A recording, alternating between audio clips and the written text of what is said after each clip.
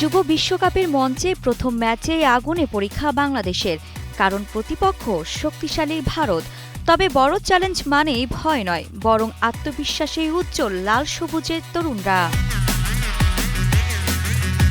দৃঢ় প্রত্যয়ে ভর করে বিশ্বকাপ যাত্রা শুরু করতে চায় বাংলাদেশ। লক্ষ্য একটাই, ভারতকে হারিয়ে শুভ সূচনা।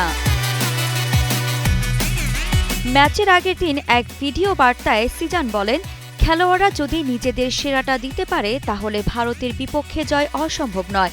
২০২৪ সালের এশিয়া কাপে আমরা ভারতকে হারিয়েছি, আর সেই দলের অনেক ক্রিকেটারই এবার বিশ্বকাপ স্কোয়াডে আছে। তাই আমি আশাবাদী কালকের ম্যাচে ভালো ফল আসবে।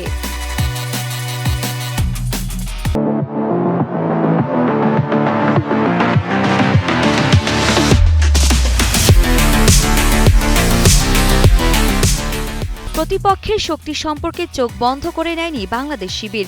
কোচিং স্টাফও পুরোপুরি বাস্তববাদী। প্রধান কোচ নাভিদ নিওয়াজ বলেন, ভারত খুবই ভালো দল, এটা অস্বীকার করার সুযোগ নেই, কিন্তু আমরাও প্রস্তুত।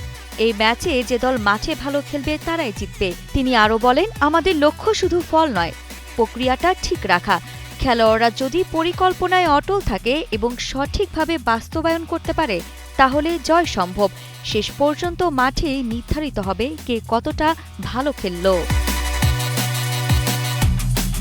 সব মিলিয়ে যুব বিশ্বকাপের প্রথম ম্যাচ নিয়ে বাংলাদেশের আত্মবিশ্বাস বাস্তবতা আর স্বপ্নের মিশেলে। প্রতিপক্ষ শক্তিশালী হলেও ভয় নয়, বরং নিজেদের সামর্থ্যেই আস্থা লাল সবুজের তরুণদের। অতীতের সাফল্যের অনুপ্রেরণা, কোচিং স্টাফের স্পষ্ট পরিকল্পনা এবং খেলোয়াড়দের দৃঢ় প্রত্যয়, সবকিছু ঠিকঠাক বাস্তবায়ন করতে পারলে ভারতের বিপক্ষে চমক দেখাতেই পারে বাংলাদেশ। আরিফা জাহান পিনন, কালের কণ্ঠ স্পোর্টস।